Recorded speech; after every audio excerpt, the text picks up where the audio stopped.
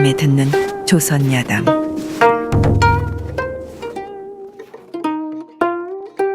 옛날 옛적 경기도 어느 고을에 이생이라는 사내가 살았습니다.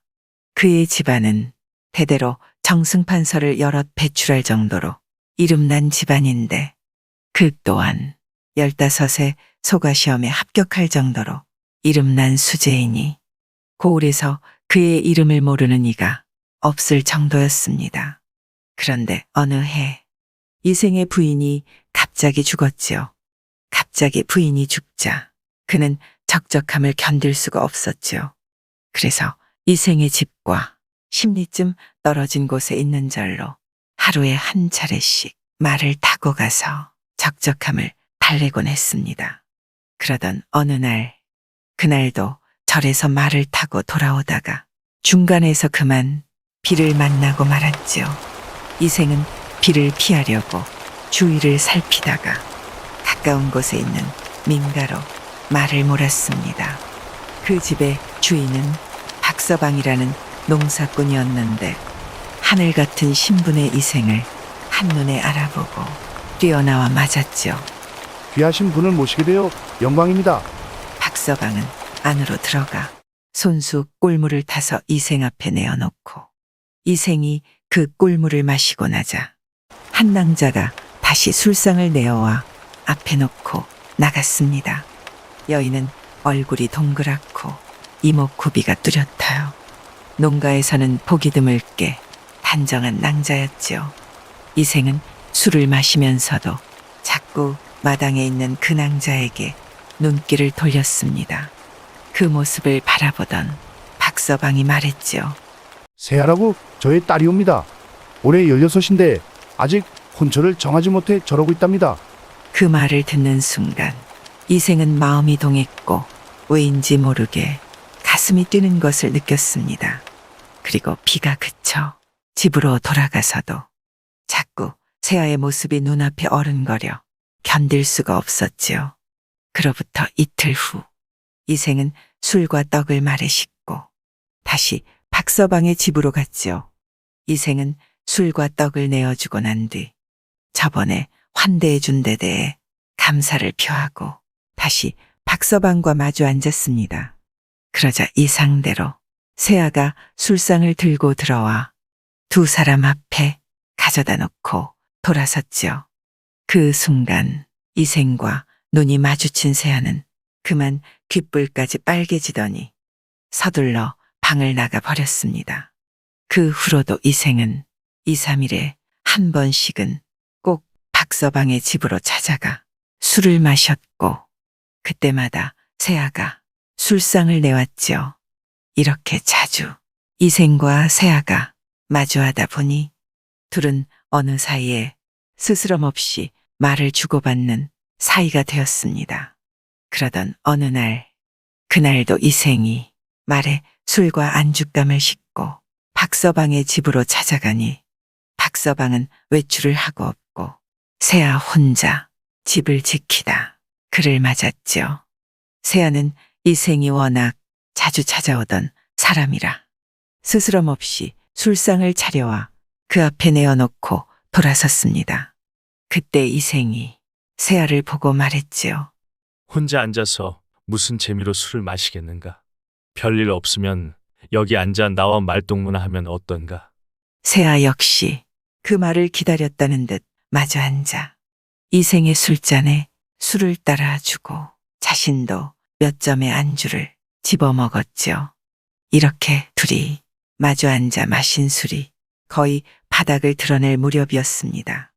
술이 거나하게 오른 이생은 느닷없이 새아의 손목을 잡았지요. 그러자 새아가 이생의 손을 뿌리치며 톡 쏘아붙였습니다. 왜 이러세요? 아무리 신분이 높은 분일지라도 이렇게 여자를 함부로 하는 것은 점잖지 못한 행동이옵니다. 그리고 저는 정식으로 혼례를 올리지 않고 이러는 건 싫어요. 아무리 술기운에 의한 행동이라 하더라도 새아의 말에 이생은 한동안 머쓱해졌지요. 그래서 이생은 작정한 듯 말했습니다. 내가 상처한 몸이라는 건 그대도 들어서 알고 있을 거요. 그러니 나도 혼자 몸이고 그대 또한 아직 혼처가 없으니 우리가 아주 맺어지지 말란 법도 없지 않겠소? 이생의 말에 세아도 싫지는 않았는지 조심히 이생에게 물었지요. 그 말 믿어도 되어요? 맹세를 할 수 있어요? 하늘에 두고 아니 해에 두고 맹세를 하리다. 이생은 서슴없이 다시 세아의 팔을 잡아 끌었고 세아는 부끄러워 얼굴을 확 붉히면서도 그가 하는 대로 가만히 내버려 두었습니다. 그리고 그로부터 얼마 후 세상에 태어나서 처음으로 남자의 몸을 접한 세아는 그만 온몸을 바르르 떨고 말았지요. 그날 이후 몇 달 동안 이생은 박서방이 외출한 날이면 어김없이 세아를 찾아가 미래를 나누었습니다. 그때마다 세아는 빨리 혼례식을 올리자고 이생을 졸랐지만 이생은 적당히 둘러대어 세아를 달래곤 하였는데 사실 이생으로서는 처음부터 신분이 낮은 농사꾼의 딸 따위와 맺어질 생각은 조금도 없었던 것이죠. 다만 아내가 죽고 나서 적적하던 차에 만난 세아를 기껏해야 놀이객감 정도로 치부하고 있었던 것입니다. 그러던 차에 마침 이생에게 중매가 들어왔지요. 상대의 나이가 좀 많은 게 홈이었으나 보기 드문 미인으로 그 집안 또한 이생의 집 못지않은 대가에다 부자였습니다. 이생은 돈 많은 집안의 외동딸에다 미인이니 무얼 더 바라려 싶어서 다가오는 가을에 혼례식을 올리기로 하였지요. 그 후 어느 날 말을 타고 자주 가던 절로 향하던 이생은 길가에 서서 자신을 기다리고 있던 세아와 마주쳤습니다. 이생이 말에서 내려서자 세아가 이생의 손목을 잡고 숲으로 들어섰죠. 세아는 이생의 손을 자신의 배에다 대어 보이며 말했습니다. 저는 지금 임신 중이에요. 이대로 더 있다간 배가 불러 혼례식은 고사하고 집안 망신부터 당하게 생겼답니다. 그러니 빨리 혼례를 서둘러 주세요. 이생은 선선히 알았다고 대답하여 세아를 안심시킨 후에 다시 집으로 돌려보냈지요. 그러나 그날 이후 이생은 일체 박서방의 집에 발길을 딱 끊어버렸습니다. 그 후 세아가 사람을 시켜서 몇 번이나 만나자고 애원해왔으나 거절해버렸지요. 그로부터 몇 달 후 이생의 혼례식을 며칠 앞둔 어느 가을날이었습니다. 불러오는 배를 감추다 못해 이웃의 노파 집에서 아버지의 눈을 피해 숨어 지내던 세아가 마침내 아기를 낳았지요. 그러나 세아가 막상 아기를 낳자 당황한 노파는 이 사실을 박서방에게 알렸습니다. 놀란 박서방이 한 걸음에 달려와 아기를 안고 있던 세아의 머리채를 잡고 소리쳤지요. 내 인연? 이 집안 망신을 시켜도 유분수지. 아직 시집도 안 간 처녀가 아이를 낳아. 이 아이의 아비가 누군지 바른 대로 되라. 인연. 아버지의 다그침에 세아는 마침내 모든 것을 털어놓고 울며 용서를 빌었습니다. 그러자 박서방의 기세가 단번에 한풀 꺾이더니 그 길로 사람을 시켜 이 사실을 이생에게 알렸지요. 그러나 이생의 집을 다녀온 사람이 말했습니다. 야, 이 사람아. 말 같자는 자네의 심부름 때문에 망신만 톡톡히 당하고 왔네. 그 사람이 그러대. 자기는 세아의 손목도 한번 잡아본 적이 없는데 어디 와서 감히 니한테 무슨 수작을 부리느냐며. 노발대발이지 뭔가.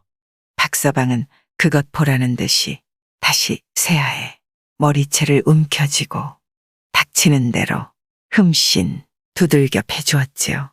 그래도 성이 차지 않자 노파가 안고 있던 아기를 빼앗아 멀리 마당과 풀숲에다 던져버렸고 그 순간 자지러지는 듯하던 아기의 울음소리는 그만 뚝 먹고 말았습니다.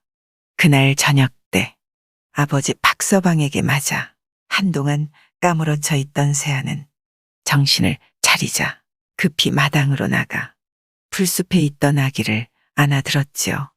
새파랗게 질린 아이는 다행히 아직 숨을 쉬고 있었습니다.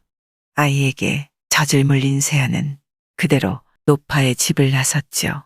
그날 밤 이생이 잠자리에 들 무렵이었습니다.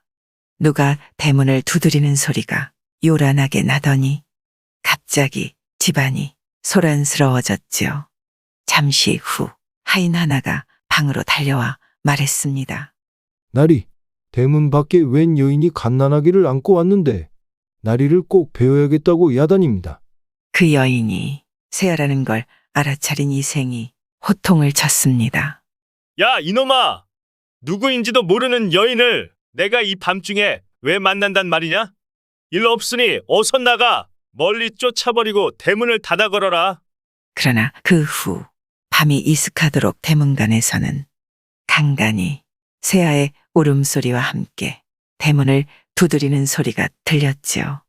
그러다가 새벽 무렵이 되어서야 비로소 조용해졌는데 새벽에 하인 하나가 대문을 열고 나가보니 세아는 품속의 아이와 함께 그만 숨이 끊어져 있었습니다. 이생은 급히 박서방의 집에 연락하여 세아를 업어 가게 한 뒤 하인으로 하여금 대문에다 소금을 뿌리게 했지요. 죽은 세아와 아이에게는 좀 안 되긴 했지만 혼례식을 코앞에 둔 이생으로서는 그동안 앓던 이가 쑥 빠져 달아난 듯하여 속이 다 후련했습니다. 그로부터 며칠 후 이생의 장인이 될 대갓집의 영감이 잠을 자고 있는데 갑자기 머리를 풀어헤친 여인이 품에 갓난아기를 안고 방으로 쏙 들어섰지요. 놀란 영감이 몸을 일으키자 문가에 섰던 여인이 아주 매서운 눈초리로 말했습니다. 그 사내에게 딸을 주지 마세요. 만약 내 말을 무시했다간 당신의 딸은 내 손에 죽어요.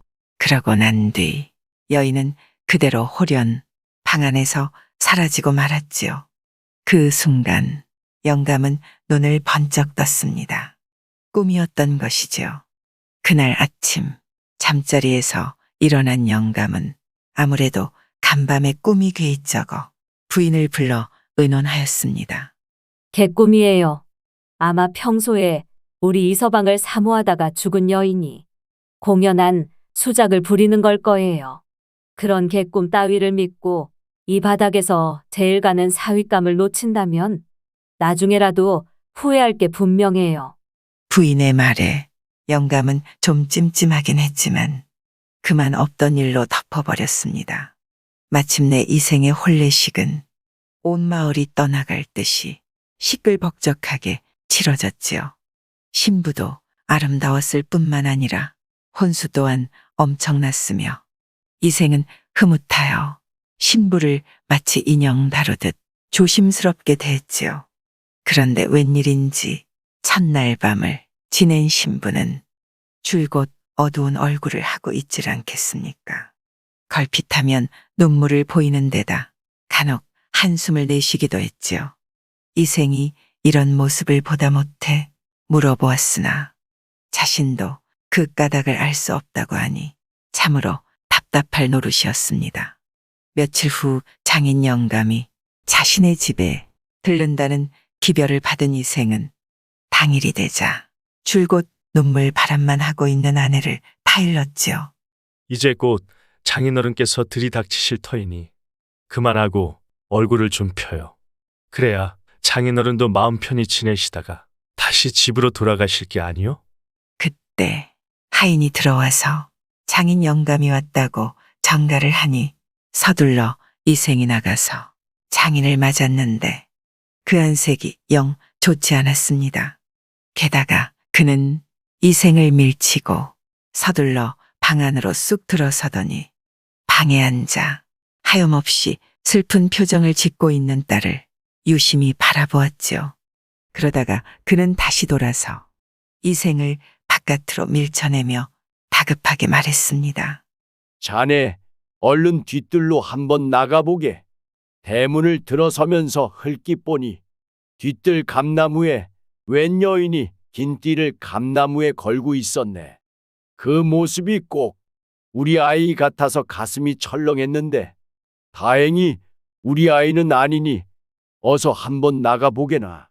장인의 말을 들은 이생은 한달음에 뒤뜰로 달려나갔죠. 그런데 잠시 후 이생의 비명이 들려왔습니다. 장인이 그 소리를 듣고 다시 뒤뜰로 달려나가 보니 사위가 감나무에 목을 메어 이미 숨이 끊어진 자신의 딸을 끌어안고 울부짖고 있었지요. 그 모습을 본 영감이 눈이 휘둥그레져서 소리쳤습니다. 아니, 방 안에 있던 아이가 어떻게 그새 여기까지 나와서 목을 메었단 말이냐? 그게 아니라면 지금 방 안에 있는 우리 아이는 대체 사람이냐, 헛개비냐?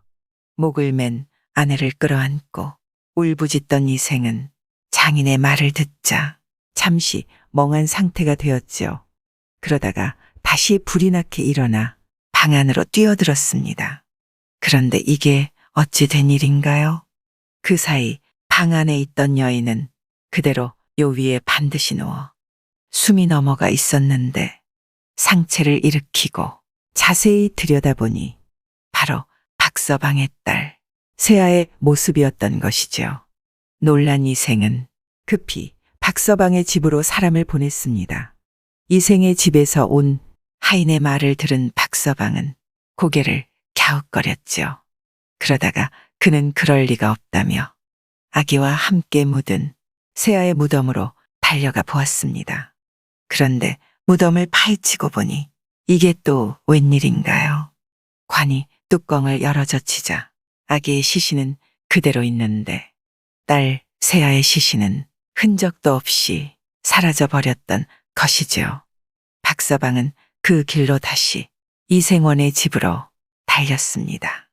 마침내 안방에 누워있는 딸의 시신을 발견하고 돌아선 그는 이생의 멱살을 잡아쥐고 소리쳤지요. 야, 이놈아!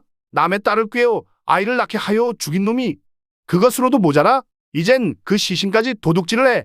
이런 당장 쳐 죽여도 시원찮을 놈. 박서방은 이생을 바닥에다 그대로 패대기를 쳐버렸습니다. 당장의 놈의 목을 따버리고 싶었지만 일단은 참고 하는 수 없이 딸을 업어와 그 자리에 다시 묻었죠. 그러고 난 후 그는 관가에다 이생을 고소해버렸습니다.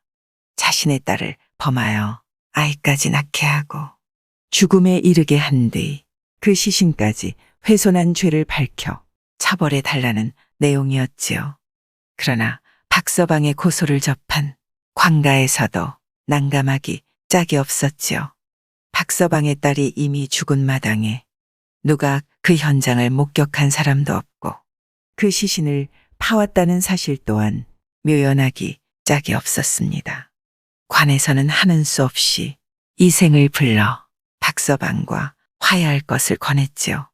그래서 이생은 거금을 마련하여 박서방의 집에 보내고 관에서도 박서방을 불러 소를 취하하라고 설득했습니다. 그 후 이생에게 거금을 받은 박서방이 소를 취하함으로써 이 괴이한 사건은 마침내 막을 내리게 되었지요. 그로부터 5년이 지났습니다. 이생은 여전히 호라비 신세를 면치 못하고 있었죠.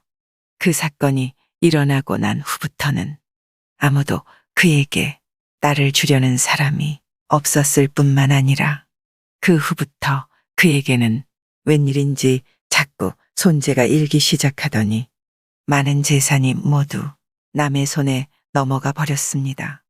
남은 재산이라고는 이제 겨우 집 한 채뿐 완전히 몰락한 신세가 되고만 것이지요. 그래도 이생은 여지없이 사는 게 적적했습니다. 그래서 멀리까지 신부감을 수소문한 끝에 마침내 100리나 떨어진 곳에 한 가난한 진사댁의 딸과 혼약을 하였지요. 그러나 혼례를 준비할 돈이 없기도 했고 병자년 겨울 청나라의 침략으로 나라가 혼란에 빠졌으니 아직 신부를 데려오지 못하고 있었죠. 그러던 어느 날이었습니다. 갑자기 바깥이 떠들썩하여 나가보니 가마를 탄 신부가 기별도 없이 대문간에 도착해 있질 않겠습니까? 그러나 가마와 함께 온 사람은 웬 노파 한 사람뿐이었죠. 놀란 이생이 노파에게 물었습니다.